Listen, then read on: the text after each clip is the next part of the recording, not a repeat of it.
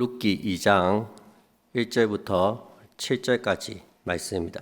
나오미의 남편 엘리멜렉의 친족으로 유력한 자가 있으니 그의 이름은 보아스더라.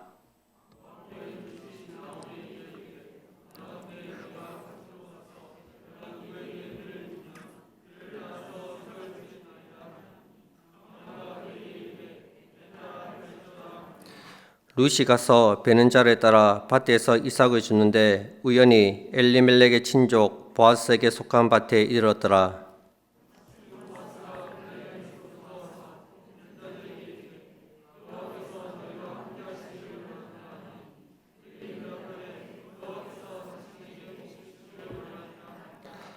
보아스가 베는 자들을 거느린 사안에 이르되 이는 누구의 소녀냐 하니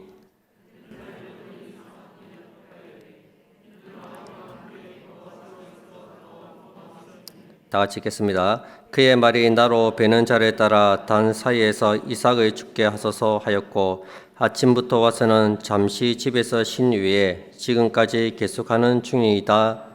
아멘.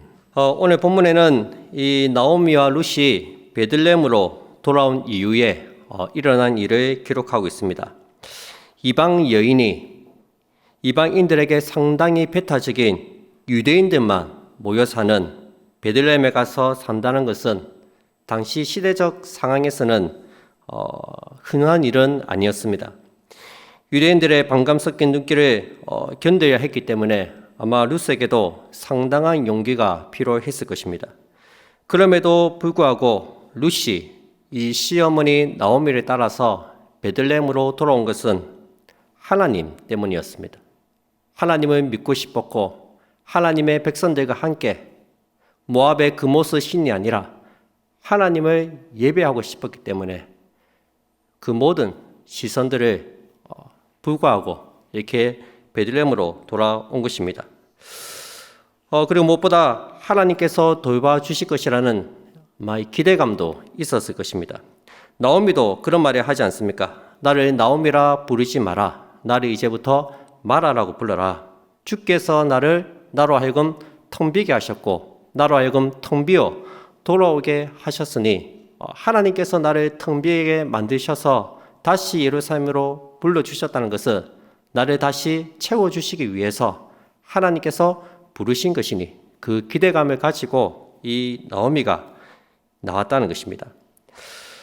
이 하나님의 뜻이 있음을 나오미도 믿었고 룻도 믿었습니다. 여러분들은 오늘 왜 기도의 자리로 나오셨습니까? 하루 종일 피곤한데 금요일 밤에 좀 쉬면서 TV도 보고 그렇게 하면 편한데 왜 굳이 잠을 깨치면서 이 기도의 자리로 나오셨습니까? 하나님께서 채워주실 은혜를 기대하기 때문에 하나님께서 함께 하심을 알고 하나님께서 우리의 부족함을 채워주실 줄을 믿기 때문에 나온 것이 아닙니까?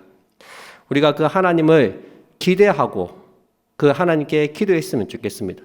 그냥 나오는 것이 아니라 오늘 하나님 나에게 어떤 은혜를 베풀어 주실지 오늘 나를 어떻게 만나 주실지 거기에 대한 기대감과 사모함을 가지고 간절히 하나님께 부르짖는 우리 성도님들이 다 되시기 바랍니다.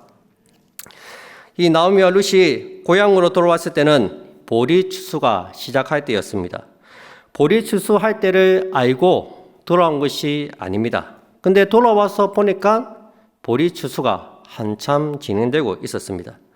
여러분 우연이었을까요? 지금 베들레헴에 하나님의 은혜가 베풀어지고 있습니다.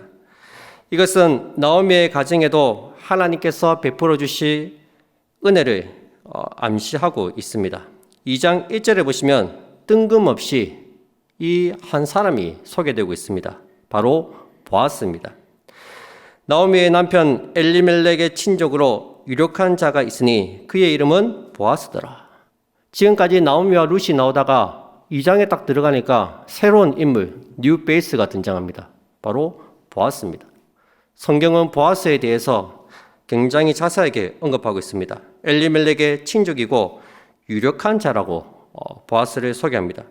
여기서 유력하다는 것은 부유하다는 것이고 베들레헴에서 상당한 영향력을 끼치고 있는 인물이라는 의미입니다. 여러분 보아스의 출현이 우연일까요? 보아스는 모압에서 남편도 있고 아들도 다 있고 모든 것을 잃고 돌아온 나오미와 룻에게 하나님께서 예비하신 사람이었습니다. 하나님께서는 소망을 잃고 어떻게 살아야 할지 참 막막한 이 나오미와 룻에게 보아스를 예비하셨고 이 보아스를 통해서 그녀들에게 은혜를 베풀어 주십니다. 여러분, 죄 가운데 빠진 인류에게는 아무런 소망이 없었습니다. 모든 사람이 죄를 범하였고 하나님의 영광에 이르지 못하였습니다. 인류가 하나님의 심판을 받아 멸망당하여 했을 때 하나님께서 예비하신 은총은 하나님의 아들 예수 그리스도였습니다. 하나님께서 나오미와 룻을 위해서 가장 유력한 자 보아스를 예비하셨는데 이 보아스가 바로 예수 그리스도를 예표하는 자입니다. 유력하다는 것은 이 나오미와 룻을 그 공경에서부터 건져낼 능력이 있는 자라는 것입니다. 죄 가운데 우리를 건져낼 능력이 있는 분은 오직 우리 주 예수 그리스도, 그분 밖에는 없다는 사실을 꼭 기억하시기 바랍니다. 이 보아스를 통해서 나오미와 룻이 은총을 잊고 회복됩니다. 특별히 보아스가 룻과 나오미에게 베푼 은혜는 하나님이 우리에게 베푼 은혜, 헤세드와 같습니다.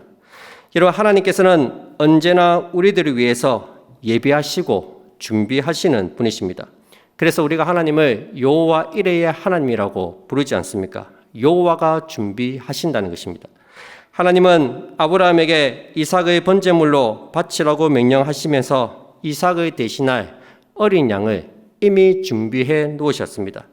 이스라엘 백성들이 광야에 있을 때에도 하나님께서는 백성들보다 먼저 행하셨습니다. 신명기 1장 33절에 보시면 그는 앞서 행하시며 장막칠 곳을 찾으신다 말씀하십니다. 백성들은 이 광야길이 초행길입니다. 어디로 가야 할지 몰라요. 하나님께서 미리 앞서 행하시면서 이들을 인도하셨다는 것입니다.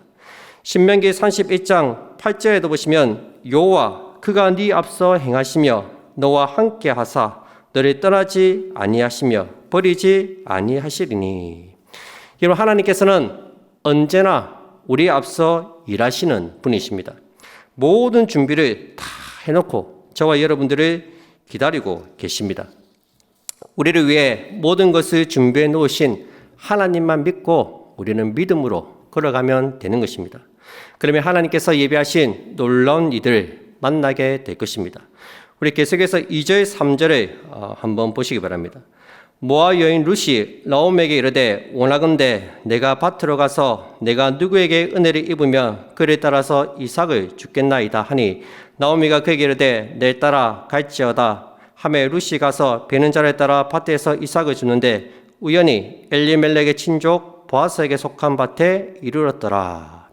보시면 룻을 모압 여인 룻이라고 부르고 있습니다. 굳이 앞에 모압 여인이라는 것을 딱 밝히고 있습니다. 비록 이방 여인이었지만 하나님을 경외하는 룻에게 하나님께서 어떤 은혜를 준비하셨고 하나님의 이 여인을 어떻게 회복시키는지 잘 보라는 것입니다. 이 여인은 이방 여인이고 이방인이었지만 하나님의 은혜를 사모하고 나올 때 하나님께서 어떻게 이 여인을 회복시켜 주는지 집중해서 보라는 것입니다. 룻이 먼저 이 나오미에게 제가 밭으로 가서 이삭을 죽게 해달라고 요청합니다. 여러분, 당시 이삭을 줍는 것은 가난한 사람들이 생계를 유지할 수 있는 유일한 방법이었습니다. 당시에 무슨 사회보장제도나 기초생활지원비 이런 게 있었겠습니까? 가난한 자들이 살아갈 수 있는 유일한 길은 밭에 떨어진 이삭을 줍는 것입니다. 이 일을 통해서 근근히 생계를 이어갈 수 있었습니다.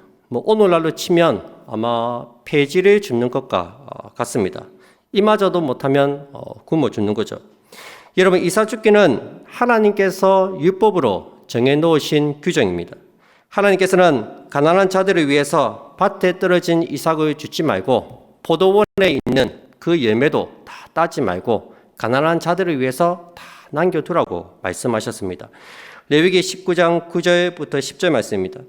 너희가 너희 땅에서 곡식을 거둘 때 너는 밥 모퉁이까지 다 거두지 말고 네 떨어진 이삭도 줍지 말며 네 포도원의 열매를 다 따지 말며 네 포도원에 떨어진 열매도 줍지 말고 가난한 사람과 고류민을 위하여 버려두라. 나는 너희의 하나님 여호와이니라. 룻은 비록 이방인이었지만 가난한 자들을 위한 이 모세의 율법을 잘 알고 있었습니다. 그리고 그 하나님의 약속을 굳게 믿었습니다. 여러분, 룻은 그냥 이삭을 죽기 위해서 밭으로 가는 것이 아닙니다. 가난한 자들을 위해서 떨어진 이삭을 죽지 말라는 그 하나님의 약속을 붙들고 믿음으로 밭으로 간다는 것입니다. 그녀는 하나님의 말씀으로 자신의 어려운 문제를 해결하고자 한 것입니다. 여러분, 그렇습니다. 우리가 어려움에 처했을 때, 문제를 만났을 때 어떻게 이 난간을 헤쳐나가야 할까요? 힘있고 권력 있는 사람을 통해서 해결해야 됩니까? 돈이면 다 되는 세상이니까 물질로 해결하면 됩니까? 아닙니다. 룻처럼 하나님의 말씀으로 모든 문제들을 해결해 나가야 합니다. 하나님의 말씀에 귀를 기울이고 그 말씀 속에서 하나님의 뜻을 찾고 발견해야 합니다. 지금 내가 처한 상황 속에서 과연 하나님이 원하시는 것이 무엇일까? 내가 지금 이 상황 속에서 어떻게 하는 것이 하나님이 가장 기뻐하시는 일일까? 그것을 고민하고 기도하면서 말씀 속에서 그 해답을 찾아야 된다는 것입니다. 룻은 그렇게 밭으로 나왔고 이삭을 줍습니다. 근데 하필 그 밭이 보아스의 밭이었습니다. 베들레헴의 그 많고 많은 밭 중에서 룻이 가서 이삭을 주운 밭이 보아스의 밭이었다는 것입니다. 여러분, 이것이 우연일까요? 아니죠. 하나님께서는 도울 자를 반드시 만나게 해주십니다. 여러분, 하나님께서는 반드시 도울 자를 만나게 해주십니다. 하나님의 자녀들은 어디를 가든지 간에 하나님께서 예비하신 뜻밖의 사람들을 만나게 되어 있다는 것입니다. 이것이 바로 하나님의 섭리입니다. 그 사람이 운이 좋아서 나를 도와주는 사람을 만났는갑다. 그게 아니라 하나님께서 그 사람을 만나도록 인도하신다는 것입니다. 우리 교회에서 매주 금요일마다 이제는 목요일 날로 바뀌었다고 하는데 반찬 나눔을 하고 있습니다. 주변에 가난한 이웃들에게 반찬을 만들어서 나누어주는 사역입니다. 주방에서 요리를 해서 이제 요리한 음식을 이제 갖다 주는데 벌써 3년째 접어들었다고 합니다. 처음에는 우리 한 지사님 혼자서 이 일을 감당하셨어요. 근데 시간이 지날수록 이게 도와달라는 사람도 많아지고 또 우리 부부가 같이 반찬을 전달하기에는 또 일손도 부족하고 여러 가지 어려움이 있었다고 합니다. 근데 신기하게도 하나님께서 그때그때마다 필요한 사람들을 보내주셔서 이 일을 감당하게 해주셨다는 것입니다. 권사님이 와서 도와주기도 하고 집사님이 도와주고 어떤 집사님은 가게의 일을 잠시 멈추고 와서 반찬을 배달해 주기도 하고 그렇게 하나님께서 이 일을 잘 감당할 수 있도록 사람을 붙여주셨다고 말했습니다. 여러분, 하나님께서 필요한 보아스를 붙여주신 것입니다. 오늘 저와 여러분들의 삶 속에서 보아스를 만나는 은혜가 함께 있기를 주님의 이름으로 축복드립니다. 정말 우리에게 필요한 그 사람을 하나님께서 만나게 해주시고 붙여주시는 만남의 축복이 저와 여러분들에게 특별히 우리 자녀들에게 충만하기를 주님의 이름으로 축복드립니다. 여러분, 우리가 잘 보시면 지금 하나님께서 룻을 보아스 앞으로 인도하고 계십니다.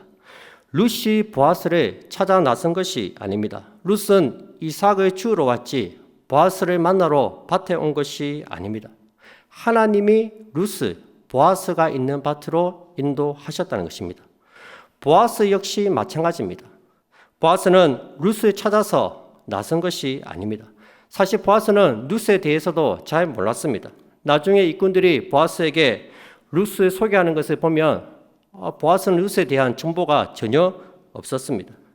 그런데 하나님께서 보아스를 밭으로 데리고 오셔서 룻을 만나게 하셨습니다.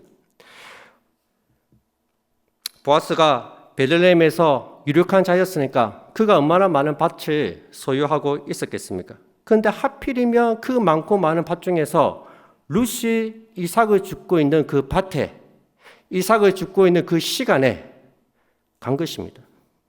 이것은 우연이라 하기에는 우연이라 하기에는 도저히 있을 수가 없는 일입니다. 하나님께서 보아스를 데리고 와서 룻을 만나게끔 해 주신 것입니다. 성경은 이것을 우연이라고 말하지만 물론 룻과 보아스의 입장에서는 우연입니다. 그런데 하나님의 입장에서는 우연이 아니죠. 이미 하나님께서 계획하신 대로 모든 일이 진행되고 있는 것입니다. 이것이 바로 하나님의 섭리이자 인도하심입니다. 하나님께서 허락하셨고 하나님께서 성사시키셨습니다. 이 모든 이들이 다 우리 하나님께서 하신 일이라는 것입니다. 여러분, 오늘 우리의 삶 속에서도 이런 일들이 많이 일어납니다. 우리 편에서는 우연히 일어난 일이라고 생각되는 일이지만 하나님 편에서는 필연적으로 일어날 일들이 일어나고 있다는 것입니다. 모든 것이 우연처럼 일어나지만 그 배후에는 하나님의 섭리와 인도하심이 있다는 것을 꼭 기억하시기 바랍니다. 여러분, 룻이 보아스를 만나서 참 인생이 한순간에 바뀔 줄을 누가 알았겠습니까? 참 내일을 알 수 없는 게 우리네 인생인 것 같아요. 하루아침에 낮아지기도 하고 하루아침에 높아지기도 하고 참 세상 사람들은 이것을 두고 네 팔자다, 운명인갑다 그렇게 말합니다. 그러나 우리는 그렇지가 않죠. 이 모든 이들을 주관하고 계신 분이 하나님이심을 우리는 너무나도 잘 알고 있습니다. 하나님께서 우리를 낮추기도 하시고 높이기도 하십니다. 높이시다가도 하루아침에 팍 낮추는 것이 우리 하나님이십니다. 하나님께서 우리 인생에 개입하셔서 역사하시는 것입니다. 여러분, 우리는 하나님의 시간표 안에서 살아가고 있습니다. 어떤 때에는 우리를 높이기도 하시고 어떤 때에는 우리를 낮추시기도 하십니다. 그러니 무슨 일을 만나더라도 쉽게 실망하거나 낙심하지 마시기 바랍니다. 하나님이 우리를 낮추실 때는 그만한 이유가 있기 때문에 낮추시는 것입니다. 하나님이 우리를 높이시는 것은 그만한 목적이 있기 때문에 우리를 높이시는 겁니다. 내가 높아졌다고 잘난 척할 필요도 없고 내가 낮아졌다고 전망할 필요도 없습니다. 모든 것이 하나님의 시간표 안에서 하나님의 계획 속에서 일어나는 일이기 때문에 중요한 결론은 한 가지죠. 이 모든 일들을 통하여 하나님은 선을 이루어 가실 것이라는 것입니다. 무엇보다 이 모든 일을 통해서 하나님이 영광을 받으실 것입니다. 이런 모든 것이 하나님의 주권 아래 있음을 믿으시기 바랍니다. 우리가 할 일은 그 하나님을 온전히 믿고 신뢰하는 것입니다. 모든 것이 하나님의 주권이라고 고백하는 성도들은 매 순간순간 이 하나님의 은혜를 구해야 합니다. 여러분, 룻이 나오미에게 내가 밭으로 가서 이삭을 죽겠습니다 그렇게 말을 하면서 거기에 뭐라고 덧붙이고 있습니까? 2절 중반에 보시면 내가 밭으로 가서 내가 누구에게 은혜를 입으면 그를 따라서 이삭을 죽겠나이다. 여러분, 룻은 그냥 이삭을 죽기 위해서 밭으로 간 것이 아닙니다. 내가 누구에게 은혜를 입으면 하나님께서 베풀어 주실 그 은혜를 기대하고 사모하고 밭으로 나갔다는 것입니다. 룻기 2장 13절에도 보시면 룻이 이렇게 말합니다. 내 주여, 내가 당신께 은혜 있기를 원하나이다. 이런 보아스는 예수 그리스도를 예표한다고 말씀드렸습니다. 룻은 하나님의 은혜를 잊게 해달라고 간구하고 있습니다. 여기서 은혜 받기를 원한다 말하지 않고 은혜 잊기를 원한다고 고백합니다. 은혜를 입는다는 말은 원어로 보시면 발견한다는 의미를 가지고 있습니다. 직역하면 하나님께서 내게 베풀어 주실 그 은혜를 내가 발견하게 해달라는 것입니다. 하나님께서 베푸신 그 은혜를 직접 내 눈으로 보게 해달라는 것입니다. 적극적으로 하나님의 은혜를 구하고 있다는 것입니다. 하나님, 은혜를 베풀어 주셔도 되고, 안 되면 말고, 그런 것이 아니라 하나님 반드시 은혜를 베풀어 주셔야 됩니다. 제 눈으로 하나님이 베풀어 주셨다. 이 은혜를 하나님이 베풀어 주셨다는 것을 제가 직접 목격할 수 있도록 그렇게 해달라고 요청하고 있다는 것입니다. 저는 이 고백이 저와 여러분들의 고백이 되었으면 좋겠습니다. 주님, 제가 당신께 은혜 있기를 원하나이다. 하나님, 꼭 우리 가정에, 우리 자녀들에게 반드시 은혜를 베풀어 주셔서 네가 이렇게 된 것은 네가 잘나서 된 것이 아니라 하나님이 너에게 은혜를 베풀어 주신 증거다. 증거. 하나님이 너를 이렇게 만드신 것이다. 그렇게 우리가 자녀들에게 말할 수 있어야 되지 않겠습니까? 아, 이게 하나님이 베풀어 주신 은혜였구나. 하나님은 우리 가정을 이렇게 사랑하셨고 우리를 이렇게 인도해 주셨구나. 그 지나간 흔적들 속에서, 삶의 시간들 속에서 이 하나님의 은혜를 발견할 수 있는 우리 성도들이 다 되었으면 좋겠습니다. 그리고 적극적으로 하나님 은혜를 베풀어달라고 간절히 기도하시기 바랍니다. 시편 107편 9절에 보시면 저가 사모하는 영혼을 만족해 하시며 줄인 영혼에게 좋은 것으로 채워주심이로다 말씀하고 있습니다. 하나님께서는 사모하는 영혼에게, 줄인 영혼에게 좋은 것으로 채워주시는 분이십니다. 절대로 우리의 기도를 외면하지 않으시고 우리의 부르짖음을 외면하지 않으십니다. 이름 없고 참빛도 없는 아무도 신경 쓰지 않는 이 가난한 자들을 위해서 하나님께서는 법을 제정하셔서 이들이 먹고 살 길을 열어주셨습니다. 그 하나님께서 저와 여러분들을 돌봐주시지 않겠습니까? 말씀 맺겠습니다. 여러분, 루시 사던 시대는 사사 시대입니다. 아무도 하나님을 찾지 않고 말씀대로 살지 않는 시대입니다. 죄악과 불의가 난무한 시대입니다. 사람들이 자기 소견에 옳은 대로 살아가는 이 시대에 룻은 하나님의 은혜를 구했습니다. 자기 마음대로 살지 않고 하나님의 주권을 인정하고 철저하게 하나님만을 의지했습니다. 하나님께서 베풀어 주실 그 은혜를 기대하고 담대하게 나갔습니다. 그렇게 은혜를 강구하는 그녀에게 하나님은 보아스라는 놀라운 은혜를 준비해 주셨습니다. 여러분, 사사 시대와 같이 악하고 타락한 시대에 살고 있는 우리에게 가장 필요한 것이 무엇일까요? 바로 하나님의 은혜입니다.